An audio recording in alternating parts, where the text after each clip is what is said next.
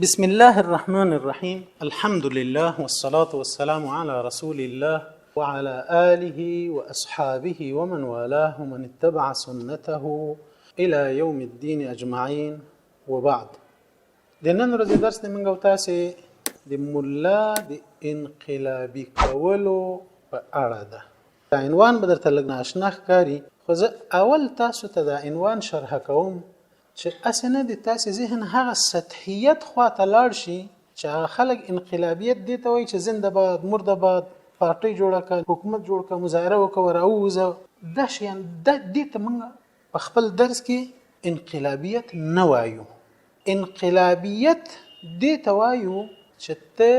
د منفي خوانه یوې مثبت خواته په ټولنه کې بدلون راولي، ته دا ټولنه بدله کړای شي. انقلابیت دا ده چې ټولنه په جاهلیت کې پرته ده، ټولنه په ظلم کې ده، ټولنه په ناپوهۍ کې ده، ټولنه په محکومیت کې ده، ټولنه د یو شای استعمار لاندې ده، ټولنه په فقر کې پرته ده، ټولنه په داخلي اختلافاتو کې اخته ده، ټولنه د خپل دین په اړه بې احساسه شوې ده. اوس به ته د ملا په حیث څه کوي؟ ته به هم دغسې بې احساسه کېږي، دغسې به ویده کېږي، دغسې به دوی سره د لیوانۍ ویالې وبس کې.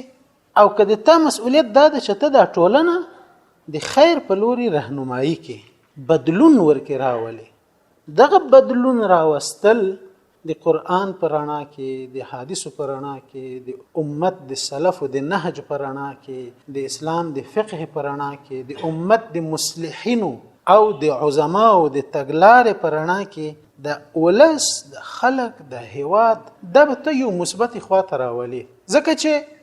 شیطان، باطل، گمراه، پردي، اجنبي، مستعمر دا ولس بلاره کړي، دی بلې خواته بولي، د خپل اولویاتو نه غافل کړي،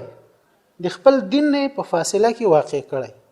ته به اوس د عالم په حیث، د ملا په حیث باندې بې تفاوته کېنی او که به یو بدلون راولي، بدلون به راولي. دغه بدلون بلتانه یو نهج غواړي، هم یو فکری نهج،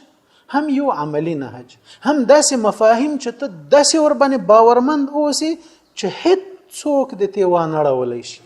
نه د مال او تطمیع ورنه واړولی شي، نه د ارعاب او تخویف ورنه واړولی شي، نه د زندانونه ورنه واړولی شي، نه د مناصب او خوندونه او رنګونه ورنه واړولی شي. د تا په ذهن کې باید داسې پاخه عقاید وي. دا د ذهني نهج معنا ده. او عملی نهج ده چې ته باید قابل عمل لایحه ولري، داسې چې خبرې د محض خبرې پاتې نشي، بلکې په ده باندې آثار مرتب شي، آثار ور باندې مرتب شي. ساده مثال درته وایم په یوه جمله کې، نور بیا شرح بل وخت راځي له خیره سره. ډیرو علماو، ډیرو مصلحینو او دعاتو خبرې کړي د خیر خبرې، دومره څه نه دي پې مرتب شوي لکه د ملا محمد عمر رحمت الله علیه په خبرې چې مرتب شو. نظام پې جوړ شو، د باطل مخنیوی پې وشو، طاغوت پې سرنګون شو، یو ملت پې باندې راویښ شو، دین پې باندې تجدید شو. ولی ځکه چې د خبره محض خبره نه و، تر شای عمل پروت و. یو عملی نهج قابل عمل، داسې قابل عمل چې د هرې ورځې لپاره یې بیل بیل عمل طرحه کړی و، هغه یې کاوه او په پوره جدیت یې کاوه. نو د ده د وینا او د بل چا د وینا ترمنځ دومره فرق. د بل چا وینا محض وینا، یو ذهني نهج، عملی نهج ورسره نه. د ده هم ذهني نهج، فکری نهج، او هم یو عملی نهج. نن بدا کو، سبا بدا کو، ته بدا کوي، هغه بدا کوي. په سیاست کې بدا کو، په عسکریت کې بدا کو، ولس سره بدا کو، د نظام سره بدا کو، قوانینو سره بدا کو، عقاید سره بدا کو، خارج سره بدا کو، د خپل ولس سره بدا کو. یو عملی نهج و. دا عملی نهج داسې عشوائي او ګډوډ نه و، مزاجي خبره نه و. په هره خبره کې به ملا ته رجوع کوله، تاسې ماته وښیئ، خبره راوښیئ. که مې کار غلط و یا مې اقدام غلط وکړ او تاسې منع نه کړم، وی بیا به څه چل کېږي؟ د قیامت په ورځ به څنګه وي؟ تاسو سره بیا زه حساب کوم. معنا دا چې زه به بیا تاسو سره د الله په حضور مجادله، مناقشه کوم چې زه نه پوهېدم، تاسې خو پوهېدئ که نه. نو هغه هم عملی نهج او هم فکری نهج دواړه په عمل کې راوستل. نو انقلابیت راغی. دغه څه ته زه انقلابیت وایم. مولا ولې باید انقلابي شي؟ یا ولی مولا باید په ټولنه کې په خلکو کې په امت کې په ولس کې په ځوانانو کې ولی یو بدلون راولي ځکه باید راولي چې الله مولا د امدې لپاره پیدا کړی دی. مولا یوازې د امامت لپاره او د بیان الفتوا لپاره نه ده پیدا کړی. دلیل د منګو تاسو څه شي ده؟ دلیل هم دا ده چې صحیح حدیث کې دی رسول الله صلی الله علیه وسلم فرمایي چې العلماء ورثه الانبیاء، علما د انبیاء وارثان دي او انبیاء څه شي نه دی پرې په ځای لم يورثوا درهما ولا دينارا ولكن ورثوا العلم فمن أخذه أخذ بحظ وافر أو كما قال صلى الله عليه وسلم. اوس راځي د دې حدیث په مفاهیم لما سره لږ تم شي. رسول الله صلی الله علیه وسلم فرمایي چې علما د انبیاء وارثان او انبیاء مال نه دی پریخي، درهم او دینار په میراث نه دی پریخي، علم پریخي او چا چې دا علم واخیسته هغه لویه برخه خپل کړه. دوه درې ټکو کې را سره تم شي. اول دا علما د انبیاء وارثان دي. انبیاء مال او تجارت بزنس دا نه دی پریخي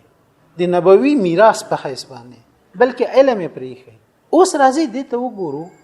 چې دا د انبیاء او علم یوازې امدمره علم و چې خلق ته به امامت وکاوه. که داسې علم و چې نظامونه په جوړول، نظامونه په ړنګول، داسې علم و چې طاغوتان به په نسکورول، مظلومان به راپورته کول، داسې علم و چې فساد به په ورکاوه، اصلاح به په متحققه کوله، داسې علم و چې ولسونه به په باندې اصلاح کول، پادشاهي او لوی امپراتوري خلافتونه دي هغه د علم په بنیاد باندې جوړ شوی دي. نو د انبیاء علیهم السلام علم یو ژوندۍ علم و. په څه معنی ژوندۍ؟ داسې ژوندۍ چې هغه په ټولنه خپل اثر پرېښود. یو ټولنه به جاهلی و، د نبی د علم په نتیجه کې به هغه اسلامي ټولنه شو. تصورات به شرکی و، هغه به اسلامي تصورات او عقاید شو. اخلاق به فساد و كان ياكل القوي من الضعيف لکه جعفر رضی الله عنه چې نجاشي ته وایي موږ داس خلکو چې زورور به کمزوري راکې خواړه. ورسته عدل قائم شو. د عدل قیام، د اسلامی نظام قیام، د ظلم رکاوی، د فساد لمنځه وړل، د باطل نسکورول، د اسلام حکومت قائمول او امن راوستل بشریت ته. داسې امن چې خزبه لصنعا تر حضرموت په اوخه سپروي یوازې بروانوي او نه به ویریږي په لار کې مگر یوازې له الله نه او پزمکه به لیوان ویریږي، نور به بل څه نه ویریږي. انسانان به یا اصلاح شوي یا به داسې ویریږي له محاسبې نه چې فساد ته به جرأت نشي کولای. د انبیاء او علم یو ژوندی علم و. نو راځي چې اوس د خپل علم یا علم تخپل انتصاب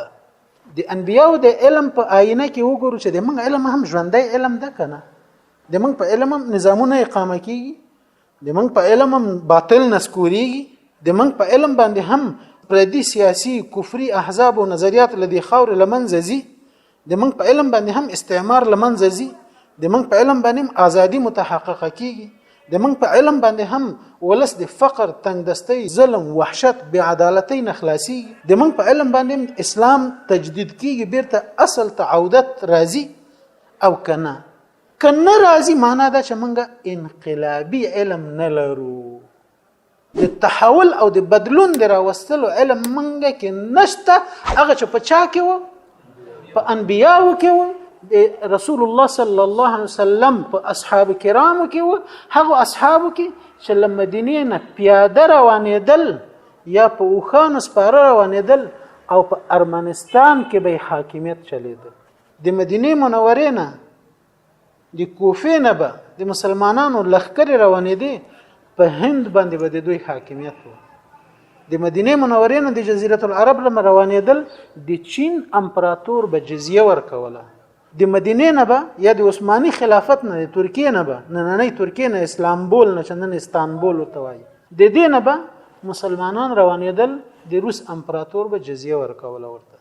د هغوی علم ژوندی علم و، انقلابیت و ورکی. د موږ علم څه شی ده؟ د موږ علم ده پروفیشنل یا وظیفوي علم. وظیفوي په دې معنی دغه علم کوم چې امامت ګوټه پیونی سم خلک به نکته پورته کما او د میاشت په اخر کې جب ته وګورم چې وستوره کوي دغه علم وکوم چې چیرته وظیفه پیدا کما چیرته ځای کې مدرس شم دغه علم کوم چې مامور صاحب شم ور باندې یا یو مکتب کې مې چیرته یو معلمي پیدا کړې وای ځان دي انبیاء علم هم دغه ته په میراث پریخه اچوي انما ورثوا العلم علم پریخه هم دا علم پریخه چې ته باندې ماموریت جوړ کې مشتنی تنخواه په وګټي امامت په باندې وکړي یوازې خلکو ته فتوا بیان کې په هغه صورت کې چې د استفتاء وکړي سر به خود دعوت نه کوي ورته انتظار وباسي چې په د باندې مصیبت را نازل شي او بیا غو د مصیبت د نزول په نتیجه کې تا ته راشي ملا صاحب وسو کوم خزه ته طلاق ویلای ده چې دا وسرانه بیلیږي کنه ناسب ما خدای چل کړی ده چې مصیبت را نازل نشي تا ته راځي نه چې تا ته راشي نه بیا ته اله مغه په قدر ضرورت مطابق مصیبت د شرعي علم یو برخه ورته وای تاسو راته بالله تاسو راته وای انبیاء هم دغه ډول علم پریخه انبیاء خداس علم پریخه چې انسانیت په جوړېده نظامونه په اقامه کېدل باطل په نسکورېده اصلاح په باندې راتله د فرانسې امپراتور به د هارون رشید ته سلامونه را لېګل تحفه به را لېګل او تملق او چاپلوسي به ورته کوله چې که فرانسه فتح نه کی گزاره را سره کې لخر راونه لګي نو دا د مولا د انقلابي کولو معنا اوس راځي په دې آینه کې خپل ځانونه وګورو منګو تاسو هر یو په خپل کور کې انقلاب راوستل ورونه د منګ په لار روان دي د علم مطابق روان دي ورندرګان روان دي ورېرونه روان دي ترونه روان دي ترونه زامن در سره هم فکر هم نوادي د کلی خلک په تاسو لکه څنګه چې جماعت کې اقتدا کړي دغه در سره په فکر قانون نظام حکومت پاتون اصلاح جهاد په دې کې امدغه در سره روان دي کله ته په خلاف اربکیان شوی دي د ته په خلاف پردي وردو کې ولاړ دي د ته په خلاف د امریکایي او فرانسوي او جرمني او د يهودي او نصراني او د هندو توپک راپورته کړي معنا دا چې من انقلابي نه یو په من کې د بدلون راوستلو توان تر اوسه پورې نه دی راغلی د من له علم سره تعامل څنګه ده تعامل هم دا ده چې کتاب ته راځو کتاب نه علم اخلو په ذهن کې اچو ذهن کې یو څو ورځې سات بشل خمیره شي بیا بیرته د شرح تعلیق تبصره په شکل د کتاب په څنډو بیرته بیا لیکو یا ترجمه کو په بل ژبه چې ترجمه یې کو دا بیا بیرته څه چل کو بیرته بیانواري کنه نه باسو ځکه بیرون په ټولنه کې هو نظام د بل چا چلیږي حکومت د بل چا چلیږي قوانین د بل چا چلیږي عسكر د بل چا حاکم دي میډیا فرهنګ د بل چا حاکم ده د تا علم بل کتاب ذهن ته له ذهن نه بیرته کتاب ته به کتاب ټول پلماری کې بندي قلف ورته پروت پرده مخته جوړانده بیرون قانون یا د دیموکراسي ده یا د لیبرالیزم ده یا د کمونیزم ده یا د نشنالیزم د قومیت ده یا عام رسم او رواج ده خلکو چې څنګه خوخه ده د کوم بابا دود او دستور او نرخ ده کم کتاب چې ته وای دا د تا او د کتاب او د الماری ترمنځ په دې مثلث کې حرکت د ګرځیدل دي کدا مبالغه وي نو تاسو راته وایئ چې ته مبالغه کوي د طالب تجربه نه مستثنا کوي د وسنی سیاسي انقلابي طالب تجربه شته نه مستثنا کوي که تاسو راځو نه موږ په علم نظام جوړ کړ موږ په غرب ته ماته ورکړه موږ په باندې ناټو نسکور کړه موږ په باندې وطن آزاد کړ موږ په باندې حکومت جوړ کړ موږ په باندې د اسلام تجدید وکړو دا خو د ټول هغه وخت یو کړ چې ته انقلابي شوې چې هغه انقلابي نه وي پرون خلکو به څه درته ویلي خلکو به ویلي وای چې نن د چرسیانو خرابات ګلي ګلزار دی تخته مولا چې بخ دی خوار دی دغه څه به ویل مولا ته به ویل تخته چې بخ دی خوار مولا لا عزتمن پیدا کړو کتاب ور سره عزتمن عقیده ور سره عزتمن فکر ور سره عزتمن خو دې ټولنه دی خوار غاڼه ولی ځکه د انقلابي نو د خپل ځان نه پیژانده دی بس په دې پسې مړ و چې چیرته یو غل غوندي امامت ګوټه پیدا شي او چاته سه غل غوندي یو څو څختونه تعویذونه ولیکم یو څو شکرانه ته واخلم بس سات مې پیتیر شي نور کف الله المؤمنین القتال دغه ملایت ته خو چې اصلي ملایت تر وته الله د مولا محمد عمر هر هډوکه هر ذره په جنت کې مولای انقلابی کا مولای بیر تخپل نهج تراويست کم نهج ته اوس په نهج درته خبره کوم په اسلام کې سیاسی قیادت او دینی قیادت دا دواړه د مولا حق ده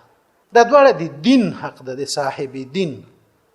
چې موږ تعبیر په مولا باندې کوو. دلیل هم څه شی ده؟ دلیل هم دا ده چې آخري دین چې الله نازل کړی د اسلام دین ده او د قیامت تر ورځې به قائم وي. ده په دغه دین کې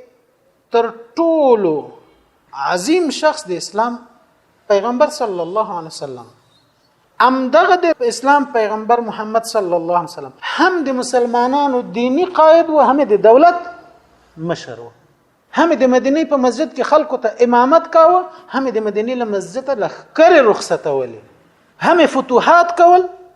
هم خلکو ته حلال او حرام ورخودل، هم افتاء کوله، هم اقدام او د کسرا او د فارس امپراتوري نړولې او هغه ته آمادګي نیوله، هم بشریت جوړاوه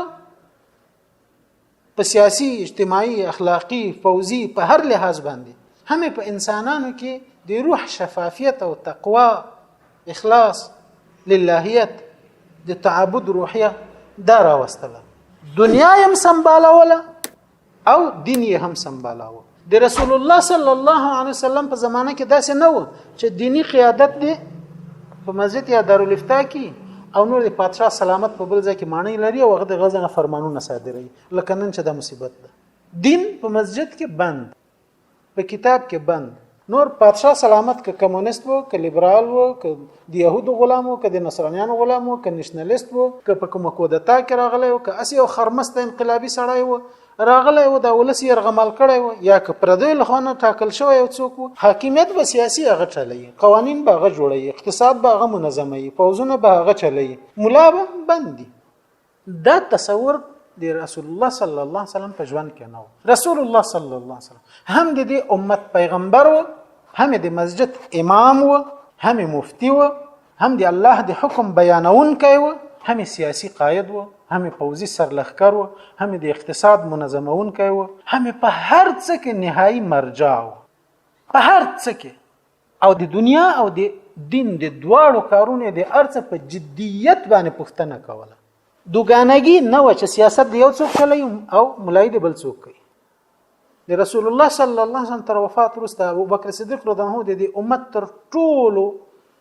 عظیم شخص او تر ټولو ښه عالم شخص، ثاني اثنين اذ هما في الغار، په قران کې الله یادونه کوي د هغه خلکو مشر چې الله ورنه راضي ده، رضی الله عنهم ورضوا عنه. ابو بکر صدیق رضی الله عنه د امت هم د مسجد امام و، هم سیاسی مشر و، هم فوزي سرلښکر و، او په یو ورځ یو لس لښکر د مدینه له مسجد ته رخصت کړي دي ترڅو چې د ارتداد فتنه ور باندې خاموش شي. په لکونو عرب مرتد شول، قبایل مرتد شول. دا نه ویل چې زه خو امیر المؤمنین یم یا زه خو ملایم مسجد کې او بس دعاګانې به درته کوم او تاسو چیرته یو پادشاه پیدا کړئ، هغه پادشاه بیا تاسو منظم کی روان به ممکن نه. په خپل پادشاه، په خپل خلیفہ او په خپل سیاسي حاکم او عمر رضی الله عنه چې په شرق کې د کسرا امپراتوري ونړوله